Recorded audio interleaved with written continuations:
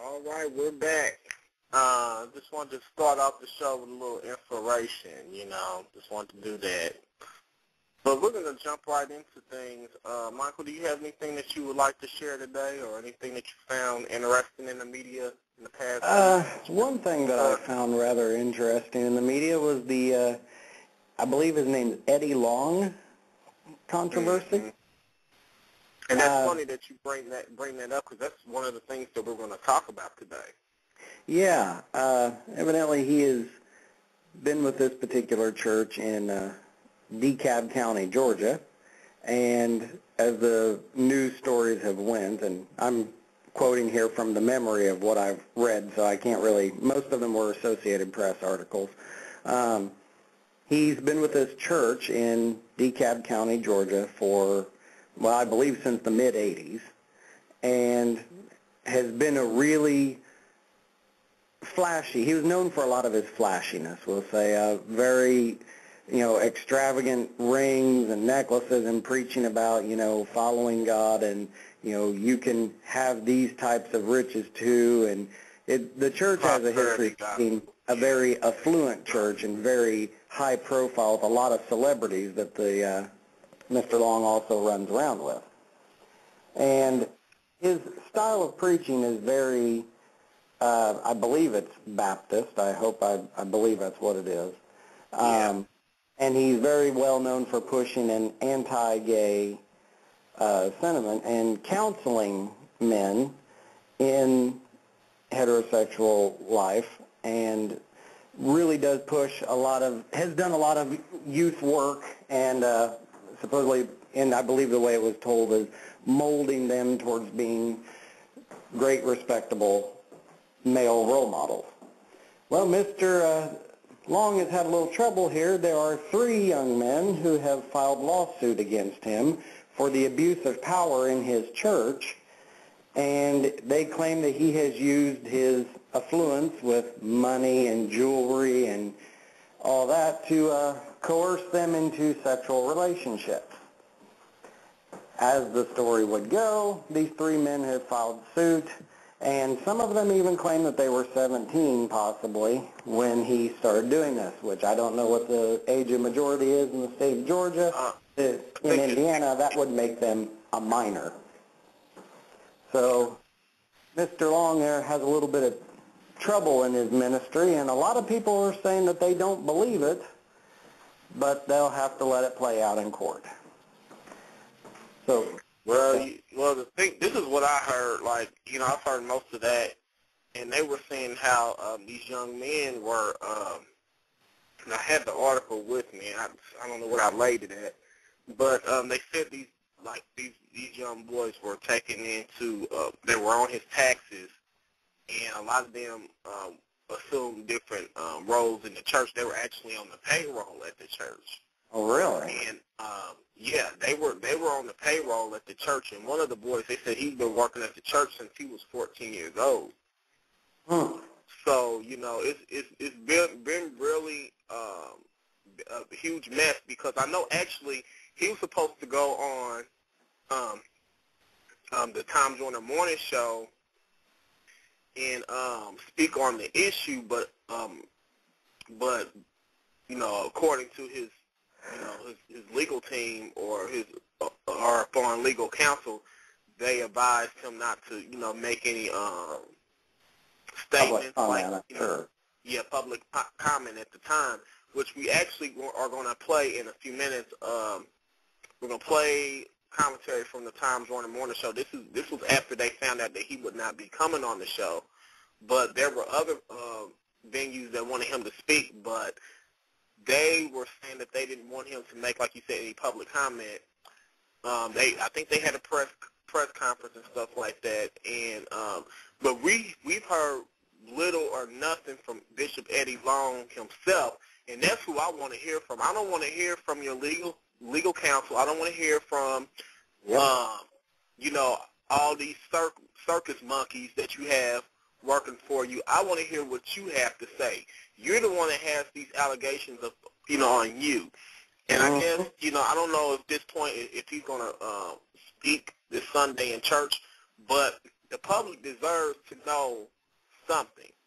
Right. And to me, like, me personally, I can care less because I don't go to that church, and I'm not, and based upon a lot of things that he preaches, they're not scriptural, and he says a lot of vile, and just he's been known, and this has been on the record, he's been known to say a lot of vile and just disgusting things.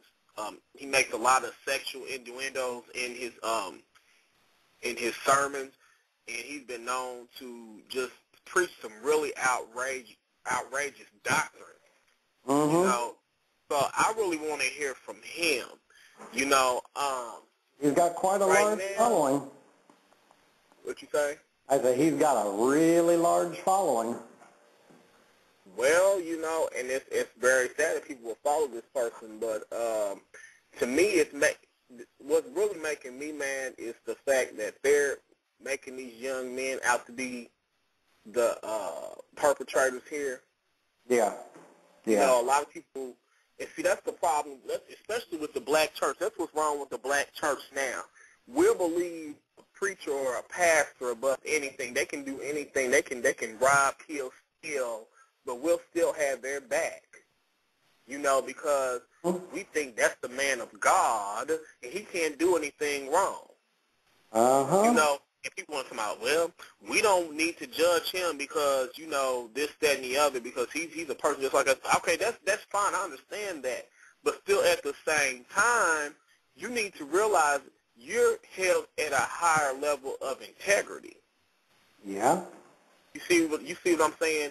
And with you being in a position that you're in, you shouldn't even allow yourself to come. My thing is, if you're going to be gay, be gay. But I think it's a very sad representation for you to get up in the pulpit condemning other people, saying this, that, and the other, and you're not living the lifestyle that you're talking about. That's what's really angering a lot of people, you know. So that's the biggest thing about that. So did you have something to say? Yeah, and I'm all for, you know, truth and justice. You know, the man, you know, I understand whether he did it, whether he didn't do it, that has yet to be proven. And of course, you know, good legal counsel will say, keep your mouth shut, don't say a word, because it's obviously going to go into court. However, I really don't like the fact that everybody is so against there's a lot of people out there, I can't say everybody, but a lot of people are against the accusers. And I'm like, hey, you know, give them a chance here to state their opinion, and don't be so quick to just put this guy up on a pedestal as, well, he's a man of God. He couldn't do that. Well, you know what? It'll play out in court. But I wouldn't be so quick to cast some ill judgment against the accusers, because if they have a good point to stand up against and they got lawsuits coming, you know, there could be something worth listening to.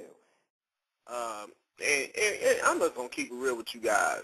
ATL is known to be like I'm just going to keep it real, the gay black mecca of the United States. It's like a black San Francisco. And it's been known, and you've heard it all in the media, that ATL is known for having the most down-low brothers. They've been known for having the highest HIV rates in the African-American community. There's so much stuff going on, especially in the black church down there. So it makes this whole, this entire phenomenon even more prevalent. You see what I'm saying? Oh, yeah. So, it's really a sad situation all around. And this is by no means a reflection of the church members themselves, but I do feel that the church members themselves should be very concerned about this, and they should know who they're following, instead of being so blind and just to follow whoever they want to follow. Well, we have a couple callers on the air. We're going to open up the lines really quick and see if they have anything to say. 294, do you have something to say about Eddie Long, or are you just listening at this point? I'm just listening at this point. Okay, then. Well, thank you for listening. 828, do you have a comment or question, or are you just listening at this point? I'm just listening. All right, thank you. Well, we want to thank all our listeners so far.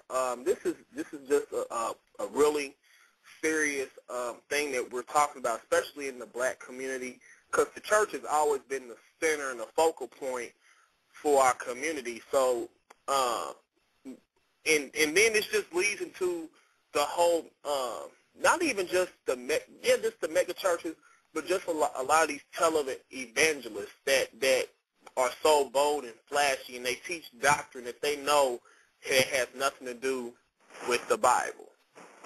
You see what I'm saying? So, well, for one, am concerned, and this, has to obviously do with this situation, but even outside of it, people that you find that are real flashy and real out there, I always question them type of people myself, regardless of whatever, if it's in the church, out of the church, regardless of what race it is, whatever. People that are really extremely flashy, I can't help but be a little curious about that. I mean, I always kind of wonder, okay. And then especially when you see them get on a big kick about one topic or another, because, that old adage does come into play, careful what they're so hard up against, because whatever they scream about the most is usually where they have a problem at themselves.